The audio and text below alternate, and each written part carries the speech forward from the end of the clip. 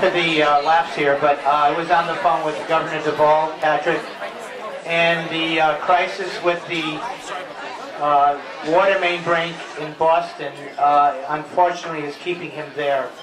He makes his apologies. He will be phoning us, and he will be speaking to you directly on the phone.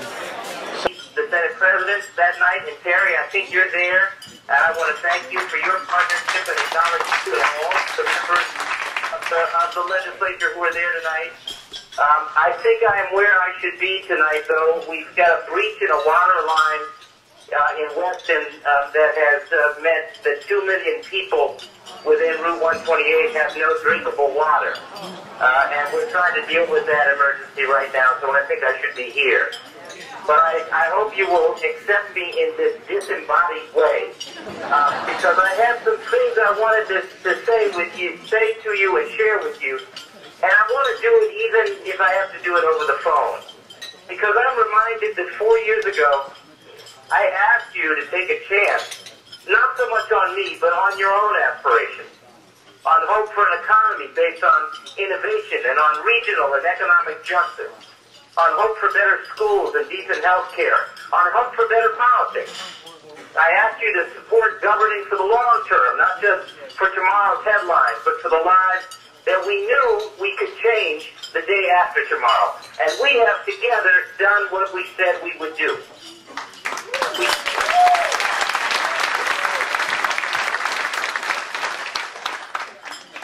We said that we would implement health care reform responsibly and effectively. And today, nearly every man, woman, and child in the Commonwealth has health care they can depend on.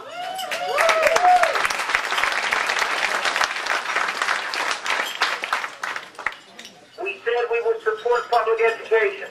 And today, in the face of unprecedented budget challenges, we fund our public schools at the highest level in history, and our students rank first in the nation in academic achievement.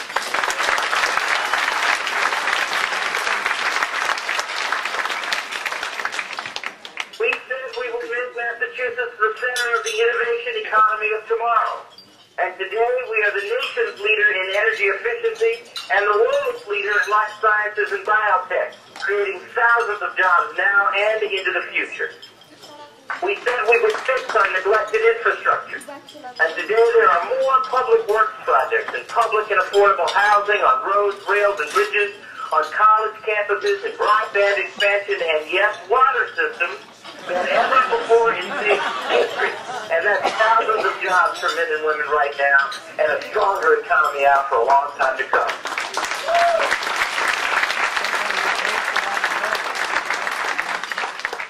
We said that we would change the way your business is done on Beacon Hill. And today, in partnership with the legislature, we've delivered a whole host of reforms, from tightening the pension and ethics rules, to shutting down the Turnpike Authority, to lowering auto insurance rates, and so much more. And one more thing. We said we would keep discrimination out of our Constitution, and today in Massachusetts, you can marry anyone you love.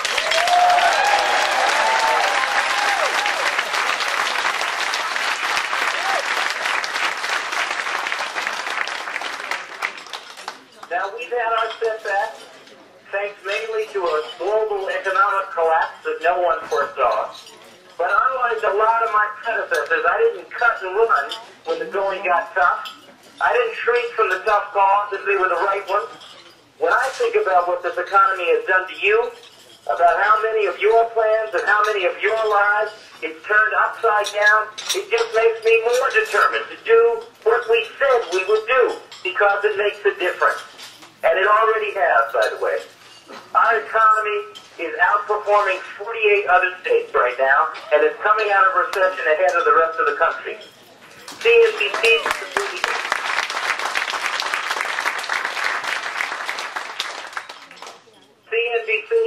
says that we are the 8th best state in the nation in which to do business, up from 15th just a year ago. All three independent rating agencies rate our fiscal strength higher than most other states and credit our successful management through this crisis. And for the first time in 2 decades, more young people and families are moving into our Commonwealth than out of it.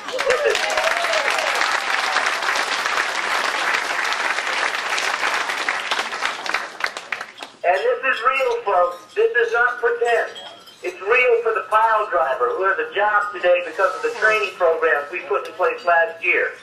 It's real for the Iraq War vet who's growing a solar company and putting others to work because of our Green Jobs initiative. It's real for the young cancer survivor who discovered and beat her breast cancer because of the health insurance we were able to provide, and the small business owners who will see lower premiums because of the action we've taken to cap rates. And it's real for the young people all across the Commonwealth who will get a better education because of our funding support and reform initiatives. Together, every one of us, we are making a positive difference in the lives and the futures of people in every corner of this Commonwealth. And the question I have for you, even if it's over the phone, is are you ready to finish what we started?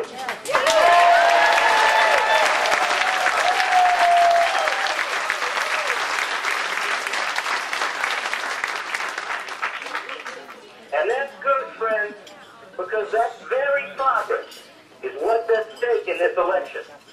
The challengers are good and decent people, but they want things the way they used to be. They want to go back. I want to finish what we started. Let me just break it down for you. We are first in the nation in healthcare coverage for our residents. Over 97% of our residents have health care. The challengers want to walk away from healthcare reform altogether. I want to make it more affordable. I say we finish what we started.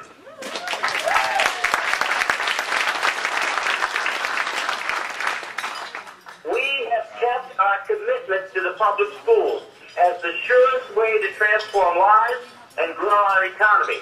And as a result, we are first in the nation in student achievement. Now the challengers want to gut education funding. We want to close the achievement gap and put a good school within reach of every student. Let's finish what we started.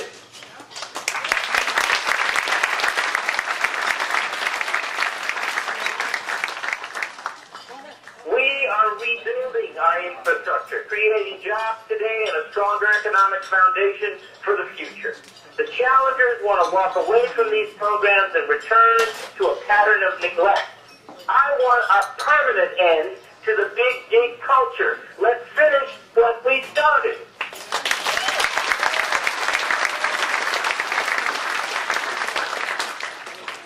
It is a central value that separates us from the challengers, that separates Democrats from today's right-wing Republicans. I call it generational responsibility. The notion that our most sacred responsibility is the one we have to the next generation, to leave this place better than we found it. That's what our grandparents did for us, to give us the schools and roads and bridges and parks and human services we have today. But none of that lasts forever. It's our turn to take responsibility for a generation to come. It's our time to step up. And that is what is at stake in this election. A better, stronger Commonwealth for a generation, or a return to yesterday. More neglect, more division, more of you're on your own. If you're for yesterday, let me be absolutely clear. I am not your guy. But if you're for tomorrow, then we have work to do. All of us. Because I'm not satisfied. I won't be satisfied until I get president. I won't be satisfied until every single resident who seeks work can find work. I won't be satisfied until a great school is within reach of every young person in the Commonwealth. I won't be satisfied until our young men and women aren't robbed of their future because of a youthful mistake on a Corey report.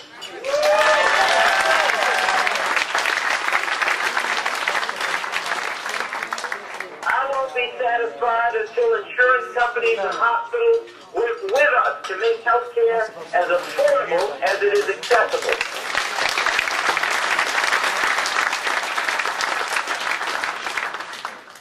I won't be satisfied until seniors can age in their own homes and communities instead of in nursing homes.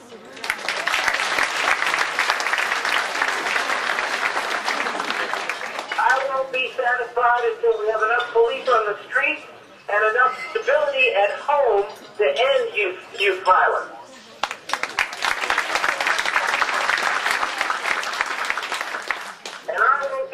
satisfied until we stop focusing on the polls and the pundits and on the right and the left and start focusing on right and wrong.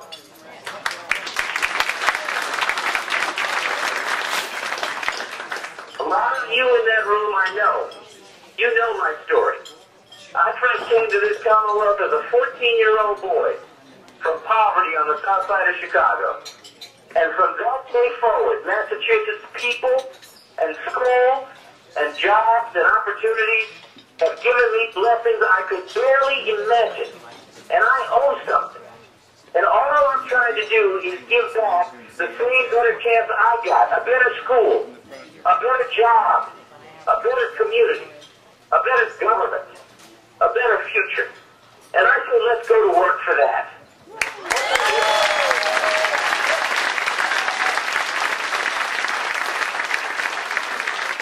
Our neighbors and friends and co-workers and family members. And here's a radical idea. Let's talk to people who don't agree with us about that.